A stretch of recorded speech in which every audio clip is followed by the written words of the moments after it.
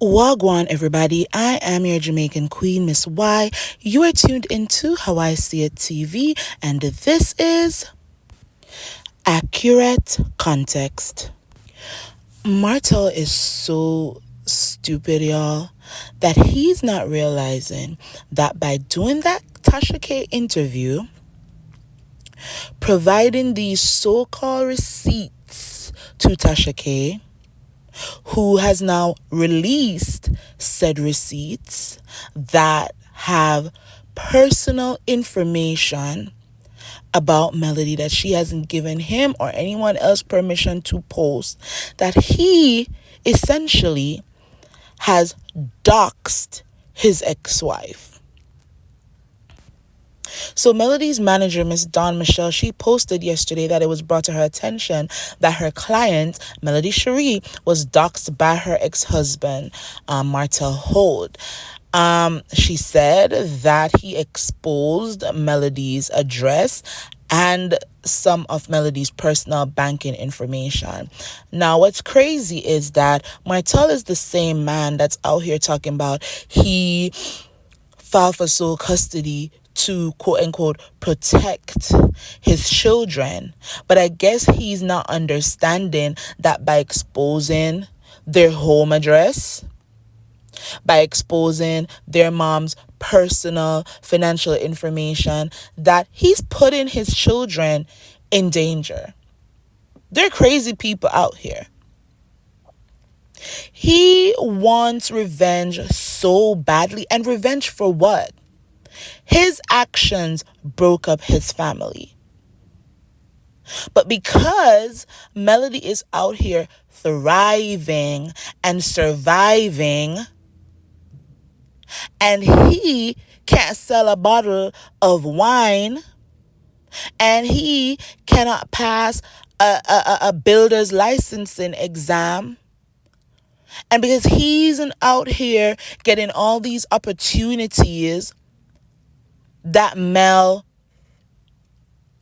has, he's so bitter and so jealous of the success that she's able to have without him, that he wants to paint this picture that every bad thing that he did in that marriage was as a result of Melody doing something to him first. So let's add some context to the video that the Neighborhood Talk posted yesterday. Obviously, a spliced video, because if some of y'all remember in 2020, during the Ponderosa, Melody pulled up to what was her marital home with Martel. She had already moved out of the house. She had moved into another property, and she pulled up trying to get into the house to get some things, and Martel was blocking her from entering the home. So that first part of the video that we saw where she had a bat in her hand was, in my opinion, from that live, because I think both of them went live. We saw Mel in the driveway. Martel was basically blocking her from getting into the house. Mel was saying he won't allow her to get into the house to get her things. And we find out from Mel's mom, Miss Van, she did an interview last year where she said Melody literally started over with nothing because Martel wouldn't allow her to get anything from their marital home. He wouldn't allow her to get furniture, wouldn't allow her to get clothes. Melody was literally sleeping on an air mattress because he wouldn't even allow her to get a bed for the children. So when she was telling him to get out of her way, I think it was from that time where they had gone live, both of them, during the Ponderosa, and he was blocking Melody from getting things from the house.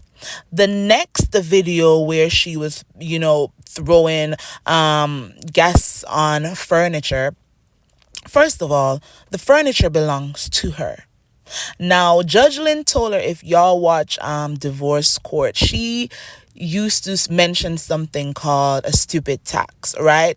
And a stupid tax, according to Judge Lynn Toller, is basically when you're in a relationship and you get mad about something and you start damaging property that you end up having to buy back, right?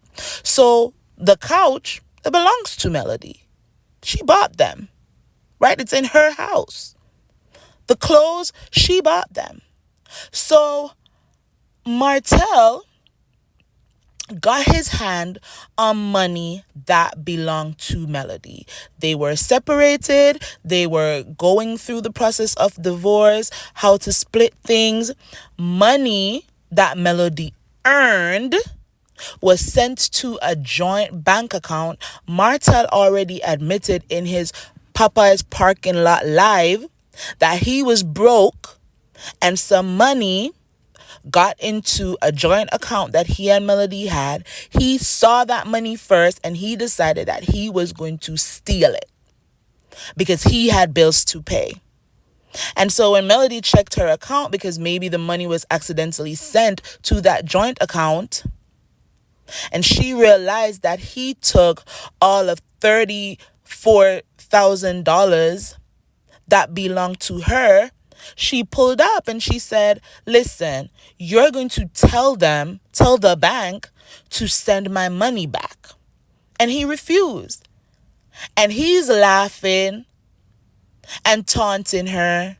And he's like, oh, I'm going to record you pouring gas on the furniture, knowing good and well that Melody wasn't going to light shit because at the end of the day, she's a smart woman. She's not about to pay a stupid tax. She's not about to go to jail for arson, right? But he is taunting her and acting like, as she said in the video, that he is just innocent and hasn't done anything wrong and isn't the one pushing her to this point. And he's recording it. And now he has saved this video and is sending it to blogs, trying to make Melody seem like she's just this unhinged person who isn't reacting to the messed up things that he's doing to her. Now, he wants to talk about how Melody, got the courts to take his children away from him for 56 days. But I guess he didn't remember those lives that he did in 2022 where he found himself, trying to air Melody out, where he says, yes, he did hit his son.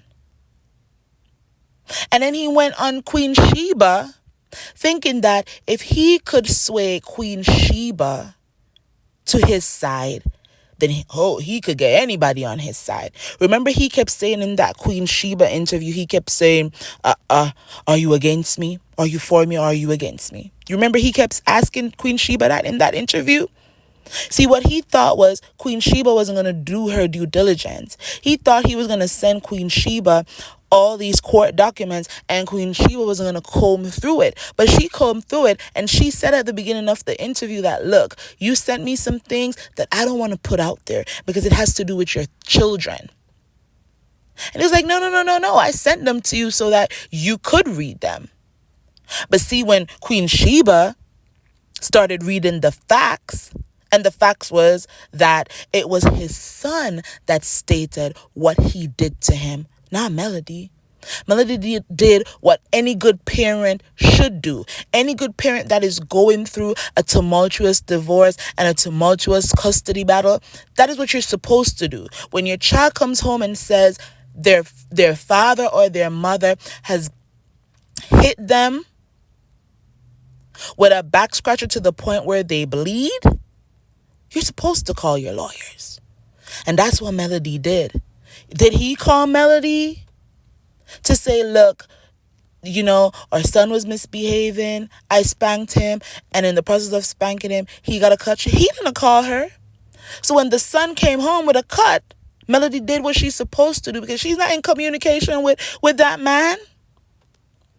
She's not.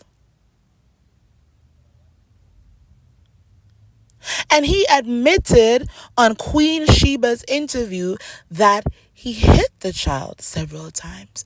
He also admitted it in his Popeye's live and the other lives that he did in 2022 that he did hit the child.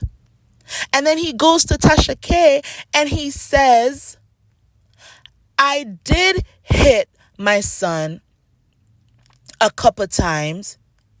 And then on the last strike, go back and listen to that Tasha K interview. On the last strike, his face changed, so I realized that I hurt him. Why does it take you hitting your child several times and them getting a cut to realize that you are causing harm?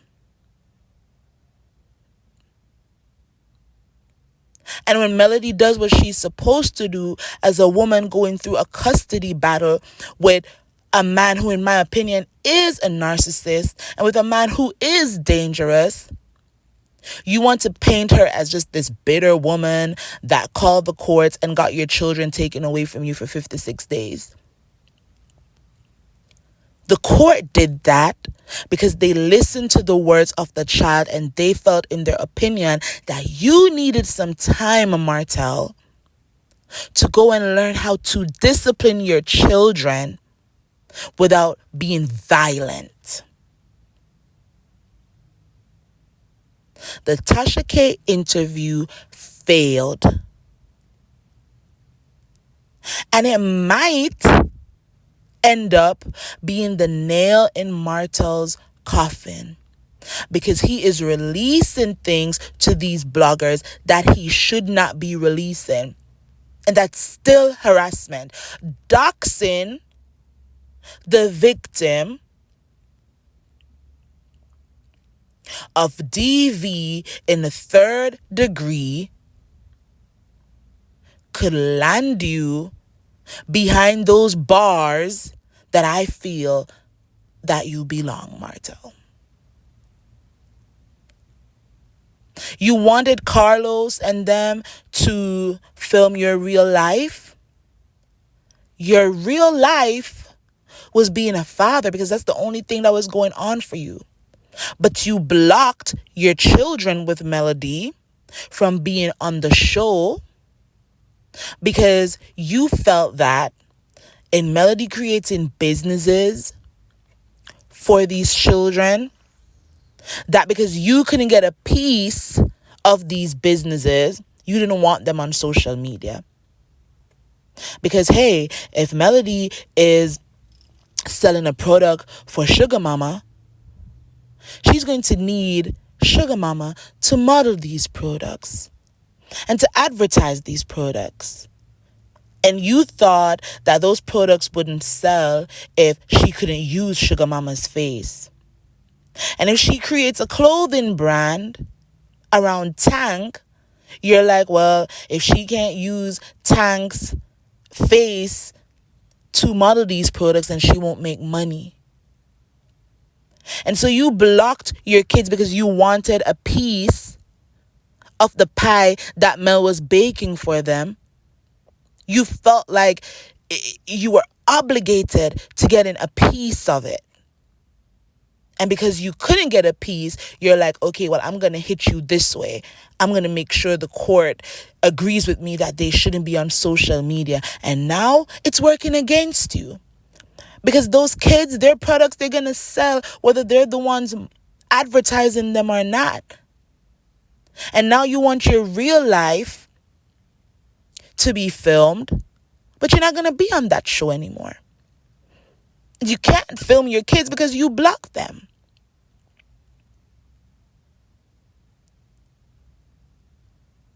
It's sad the way things are turning out just because Martel couldn't keep his pennies in his household. He couldn't do right by Melody. He couldn't do right by the 4 kids that they had together. And now that his life is falling apart and he sees that Melody is winning, he wants to drag her name through the mud. And it's not working. And I'm glad it's not working. I'm glad that even the bloggers who don't see it for Melody are seeing right through Martel's shenanigans. All right, y'all. Thank you once again for listening to my rant. Please remember to like, share, and subscribe to this channel. Leave a comment below so I know how you see things too. To all my new subscribers, thank you for coming over here. I hope you stay. As I always say, until next time, walk good. Bye.